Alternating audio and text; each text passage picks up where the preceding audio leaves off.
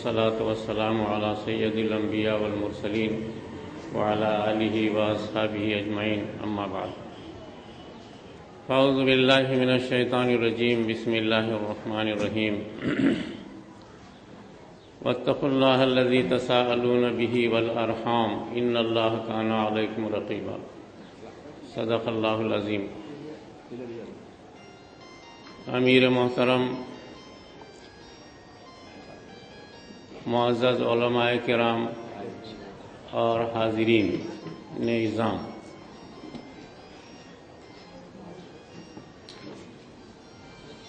یہ مبارک مہینہ ہے جس میں آپ صلی اللہ علیہ وسلم تشریف بھی لائے اور آپ اس دنیا سے تشریف لے بھی گئے۔ یہ ایک مبارک مہینہ ہے۔ اس مہینے میں اس زندگی کے اندر آپ کی تشریف آوری اور آپ کا چلا جانا، آپ نے جو ہے ایک خاتم النبیین کی حیثیت سے خاتم الامت بنائے، اور 23 برس کی عمر میں آپ نے یہ کام کیا، 23 برس کے اندر اور آپ اس دنیا سے تشریف لے گئے۔ یہ امت مسلمہ جس کو آپ نے 23 برس محنت کر کے بنایا تھا، اس کی جو بنیاد آپ نے رکھی تھی توحید پر اور نبوت پر اور اتحاد پر۔ نبوت تو خیر آپ کی ہی تھی، لیکن توحید اور اتحاد پر اس کی بنیاد رکھی گئی تھی، اور یہ توحید اور اتحاد ہندوستان سے حضرت آدم علیہ السلام نے چلایا تھا۔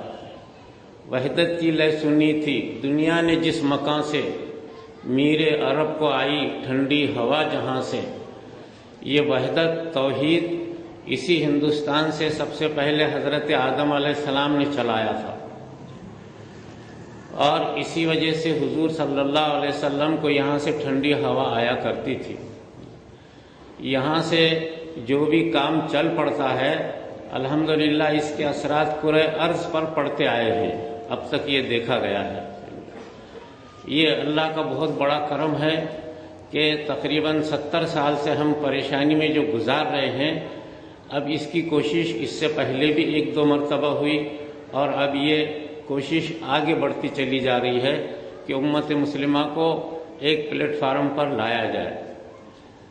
میرے محترم حضرات، در حقیقت آج کے اس دور میں امت مسلمہ کو اللہ تعالیٰ نے ساری نعمتوں سے نوازا ہے۔ الحمدللہ عبادات کے اندر جو ہے لاکھوں کروڑوں لوگ نمازیں پڑھتے ہیں، کروڑوں لاکھوں اذانیں ہو رہی ہیں، کروڑہا لوگ روزہ رکھتے ہیں۔ ہر سال لاکھوں کی تعداد میں امت مسلمہ کے افراد خانہ کعبہ پہنچتے ہیں۔ دنیا کی تاریخ میں کبھی اتنے حجاج خانہ کعبہ نہیں پہنچے جو آج کے اس دور کے اندر پہنچتے ہیں۔ امت مسلمہ نے عبادت میں بڑی محنت کی، اور اس میں تقریباً ایک نظر آتے ہیں۔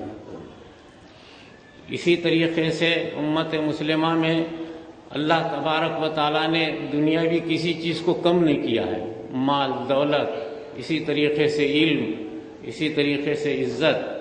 آج کے اس دور میں امت مسلمہ کے پاس ساری چیزیں موجود ہیں، لیکن ہم یہ دیکھ رہے ہیں کہ یہ ساری چیزیں ہوتے ہوئے بھی آج ہم پریشان ہیں اور ہم تکلیف میں مبتلا ہیں۔ کیا چیز ہے؟ آج اللہ تبارک و تعالیٰ نے سونا، پیٹرول اور دنیا کی دولتیں، دنیا کا علم، فن سارا امت مسلمہ کو دیا ہے۔ کسی چیز میں بھی کمی نہیں کی گئی اللہ تعالیٰ کی طرف سے، لیکن اس کے باوجود بھی ہم یہ دیکھ رہے ہیں کہ ہم دنیا میں پریشان ہیں۔ اس قدر دنیا کے اندر عبادتیں ہو رہی ہیں کہ دنیا کی تاریخ میں کبھی اتنی عبادت نہیں ہوئی۔ خانہ کعبہ میں جتنے لوگ ہر سال پہنچتے ہیں، 1,24,000 انبیاء کے زمانے میں اتنے لوگ خانہ کعبہ نہیں پہنچے تھے جتنے آج پہنچتے ہیں، اور اتنی دعائیں ہو رہی ہیں۔ لیکن ایسا محسوس ہوتا ہے کہ یہ دعائیں پتہ نہیں اللہ تعالیٰ قبول کر رہے یا نہیں کر رہے، بلکہ نہیں کرنے کا شک ہمیں ہو رہا ہے۔ ہمارے اکابر نے اس بات کو لکھا ہے کہ ہم اس دور میں نصرت الہی سے محروم ہیں۔ تقریباً 200 سال ہم پر ایسے گزر رہے، 200 سال، جس میں اللہ کی مدد ایسا محسوس ہوتا ہے کہ جو آسمان سے ہمیشہ ہم پر ہوا کرتی تھی 200 سال سے ہم اس سے محروم ہیں. یہ ہمارے لیے بہت بڑا تعزیانہ ہے. آخر کیا بات ہے، اتنی عبادت، اتنا انفاق، اتنا علم اور اتنی جد و جہد دنیا میں جاری ہے، لیکن اس کے باوجود بھی جو ہے ہماری پریشانی دور نہیں ہوتی. یہ بات ہم اچھی طریقے سے محسوس کرتے ہیں کہ سرکار مدینہ تشریف لائے اور فوراً ہی آپ کو جو ہے ایک دفاعی جنگ لڑنا پڑی، جنگ بدر. اس میں تمام تر صحابہ کرام جتنے بھی تھوڑے سے تھے متحد تھے تو وہ اس میں کامیاب ہو گئے، اور اس کے اثرات پورے دنیا پر قیامت تک پڑتے رہیں گے. اس کے ایک ہی سال کے بعد جنگ احد ہوئی، جس میں نبی صلی اللہ علیہ وسلم خود موجود ہیں. جبرائیل علیہ السلام آ رہے جا رہے، فرشتے آ رہے، لیکن کیا بات ہو گئی کہ جنگ احد میں جو ہے ہم مار کھا گئے اور سرکار دو عالم صلی اللہ علیہ وسلم زخمی ہو گئے، آپ کے دندان مبارک شہید ہو گئے، آپ گر گئے، یہاں تک چرچا ہو گیا کہ آپ جو ہے شہید ہو گئے. آخر یہ کس وجہ سے ہوا تھا جبکہ سرکار موجود تھے؟ صرف ایک ہی بات تھی کہ ہمارے آپس میں تھوڑا سا اختلاف ہو گیا تھا صحابہ کرام میں. یہ بات تاریخی یا سیرت کی آپ حضرات جانتے ہیں. تھوڑا سا اختلاف ہو گیا، بس آسمان سے جو مدد تھی وہ بند ہو گئی. بند ہوتے ہی جو ہے ایسا زبردست وار دشمنوں کا ہوا کہ اس میں کئی صحابہ زخمی ہوئے، شہید ہوئے، سرکار بھی خود شہید ہوئے. یہ بات ایک سورج کی طریقے سے ہمارے پاس آیا ہے کہ صرف اس وجہ سے کہ ہمارے اندر تھوڑا سا اختلاف صحابہ میں ہو گیا تھا، جس کی وجہ سے یہ نوبت آ گئی. قیامت تک یہی دستور چلتا رہے گا کہ ہمارے اندر جہاں توڑ ہو جاتا ہے تو ہم کوئی کام نہیں کر سکتے، بلکہ ہم خود فیل ہو جاتے ہیں. امت مسلمہ پر سب سے بڑی ذمہ داری اللہ تبارک و تعالیٰ نے یہ رکھی ہے. سرکار دو عالم صلی اللہ علیہ وسلم نے یہ ذمہ داری امت پر رکھی ہے کہ جو امت مسلمہ ہے وہ ایک ہو کر کے اس امت تک جو ایمان نہیں لا سکے، جتنے انسان اس دنیا کے اندر ایمان نہیں لائے، کسی بھی مذہب کے ہوں، وہ حضور صلی اللہ علیہ وسلم کی امت میں داخل ہیں. جو امت ایمان لا چکی ہے یہ ایک ہو کر کے ان امت تک، ان انسانوں کو جو ایمان نہیں لائے، وہ جہنم کے راستے پہ جا رہے، ان کو بچانا یہ ہماری ذمہ داری ہے.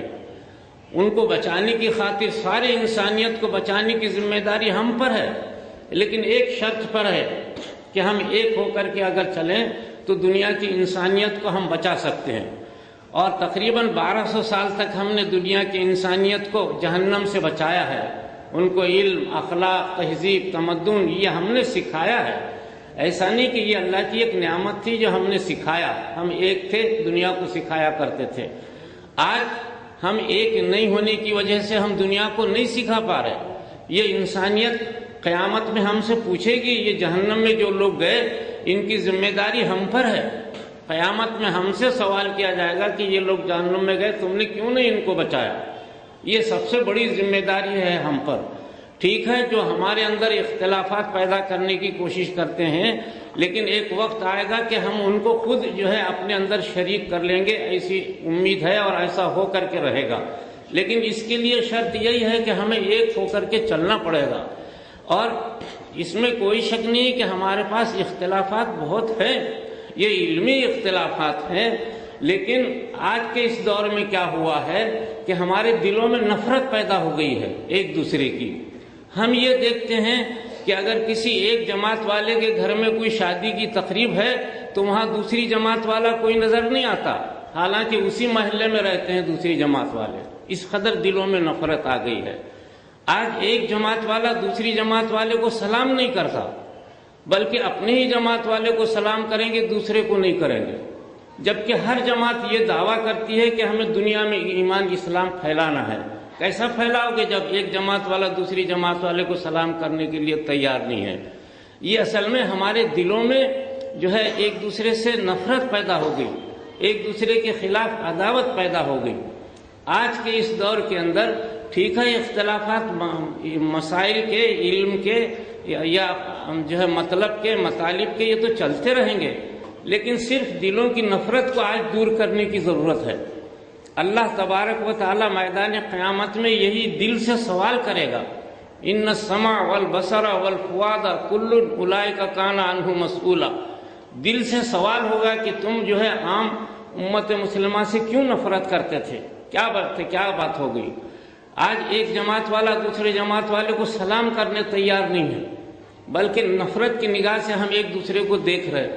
اور سب سے بڑا اس میں نفرت کی وجہ یہ پیدا ہو گئی کہ اصل میں ہمارے اندر ہم اختلافات میں تو ہو رہے، ایک دوسرے سے ہم نفرت کر ہی رہے، لیکن اس سے بڑھ کر کے ہم کیا کر رہے کہ ایک جماعت والا دوسرے جماعت والے کے بڑوں کو کافر کہہ دے رہا، ایک طبقہ اٹھ رہا اور وہ دنیا کے بڑے بڑے علماء کو کہہ رہا کہ یہ کافر ہیں، اس لیے کہ انہوں نے ایسا لکھا ویسا لکھا۔ یہ ایک عام ایسا طبقہ ایک پیدا ہو گیا، اس کی وجہ سے بڑی تباہی پھیلتی چلی جا رہی۔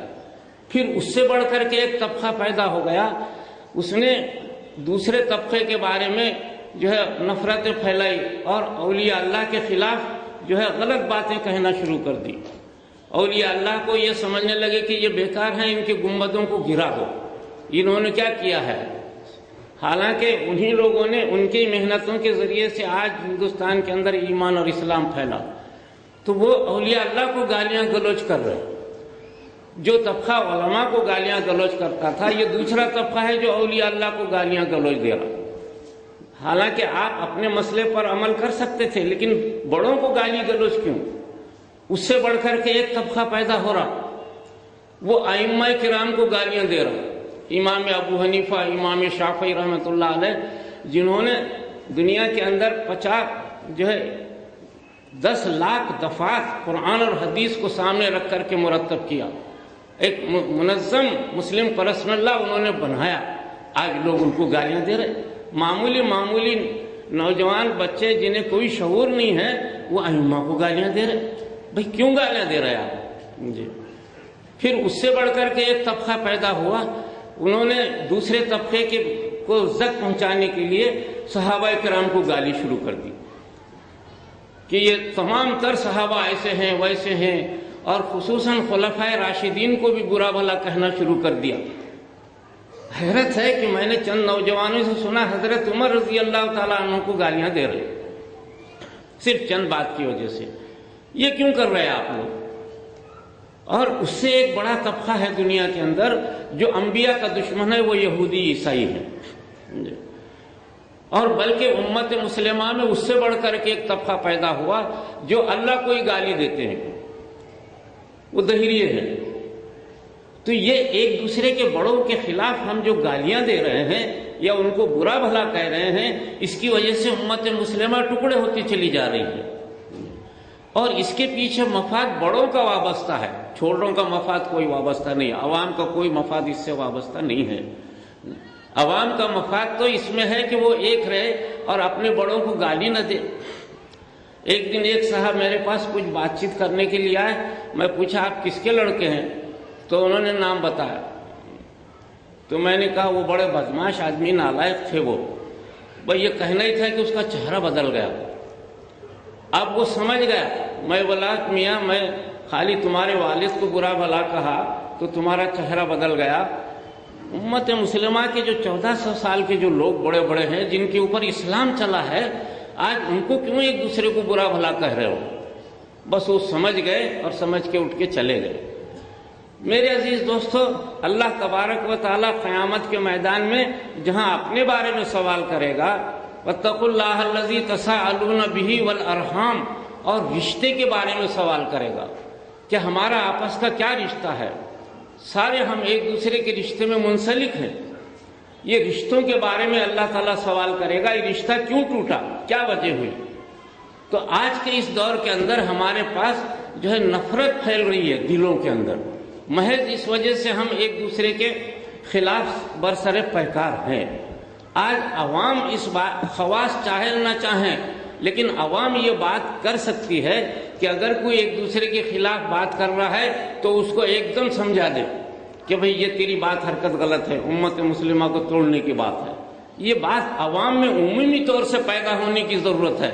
جب تک خواص رک جائیں گے، چونکہ خواص کا مفاد وابستہ ہے اپنی اپنی شہرت، اپنی لیڈری، اپنی ناموری کا مفاد وابستہ ہے، وہ کبھی بھی نہیں چاہیں گے کہ یہ اس طریقے سے ہو جائے۔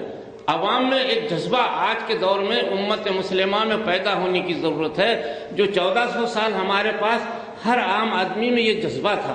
سیرت کی کتابوں میں، تاریخ میں لکھا ہے کہ جب معمار کام کرتا تھا تو کام کرتے کرتے، مستری کام کرتے کرتے وہ ایک دوسرے سے محبت کی بات کیا کرتا تھا، ایک دوسرے کو ایمان کی دعوت دیتے تھے۔ ایسا تاریخ کی کتابوں میں امت مسلمہ، مزدور کا یہ حال تھا۔ تقریباً 1200 سال ہم اس دنیا میں اس طریقے سے چلے ہیں۔ میرے عزیز دوستو، آج کے اس دور کے اندر تقریباً 70 برس سے ہم پریشان حال ہیں، محض اس وجہ سے کہ ہم نے ایک دوسرے کے خلاف نفرتیں پیدا کی، اور اس کی وجہ سے ہم ایک دوسرے کو سلام کرنے کے لیے تیار نہیں۔ آج دنیا کے اندر خانہ کعبہ میں 30 لاکھ آدمی خانہ کعبہ کا غلاف پکڑ کے رو رہا ہے، لیکن آسمان سے کوئی نصرت الہی نہیں ہے۔ پہلے زمانے میں خانہ کعبہ میں کسی ملک پہ قحط آتا، وہاں سے 11 آدمی جاتے اور خانہ کعبہ کا جو ہی غلاف پکڑ کے روتے، ان کے ملک پہ بارش شروع ہوا کرتی تھی، ان کے ملک سے قحط دور ہو جایا کرتا تھا۔ آج 30 لاکھ مسلمان خانہ کعبہ کا غلاف پکڑ کے رو رہے، اور روزانہ 10 لاکھ مسلمان رو رہے ہیں، لیکن نصرت الہی آسمان سے کچھ حرکت نہیں کر رہی ہے، جس کی وجہ سے ہم دنیا میں پریشان ہیں۔ بڑے بڑے اکابر نے یہ بات واضح کر دیا ہے کہ ہم 200 سال سے نصرت الہی سے محروم ہیں۔ یہ ہمارے لیے بہت بڑا تازیانہ، اس کی وجہ سے عذاب ہم پر اللہ کی طرف سے ہے، ورنہ دنیا کی قوم ہمیں کیا نقصان پہنچا سکتی ہے، ہمیں کانٹا نہیں چبھا سکتی ہے۔ یہ ہمارے لیے جو نقصان پہنچ رہا ہے، یہ ہمارے اپنے حالتوں کی وجہ سے ہمیں نقصان پہنچ رہا ہے، کہ اللہ کا عذاب یہ ہے کہ ہم اپنے آپ کو ہی مار دے رہے۔ کوئی دنیا کی قوم ہم کو نہیں مار رہی ہے، بلکہ ہم اپنے آپ کو پوری دنیا میں مار دے رہے ہیں۔ اس وجہ سے دنیا کے اندر اس بات کی ضرورت ہے کہ ہم ایک راستے سے چلیں، عوام میں عمومی جذبہ پیدا ہو کہ ہم ایک دوسرے سے محبت اور ایک دوسرے سے تعلق رکھ، چاہے وہ کسی بھی جماعت کا ہو، ایک ساتھ مل بیٹھ کر کے ہم چائے پئیں، ایک دوسرے کے ساتھ کھانا کھائیں، ایک دوسرے سے محبت کی بات کریں، مختلف چاہے جماعتوں کے کیوں نمائندے کیوں نہ ہوں۔ اگر یہ بات امت مسلمہ میں پیدا ہو جائے گی تو یقین ہے آسمان سے نصرت الہی شروع ہو جائے گی، اور ہم دنیا کی انسانیت کو دین و ایمان پھر دے سکیں گے۔ آج کے زمانے میں اس کی بہت سخت ضرورت ہے۔ میرے عزیز دوستو، یہ چند باتیں میں نے کہا، اللہ تبارک و تعالیٰ قیامت میں یہ ہم سے سوال کرے گا۔ سب سے بڑا سوال ہے یہ کہ ہم آپس میں جو رشتہ توڑ کر کے زندگی گزار رہے ہیں، اس کا کوئی جواب ہم قیامت میں دے نہیں سکیں گے۔ اس وجہ سے ہمیں اس کی اصلاح کرنی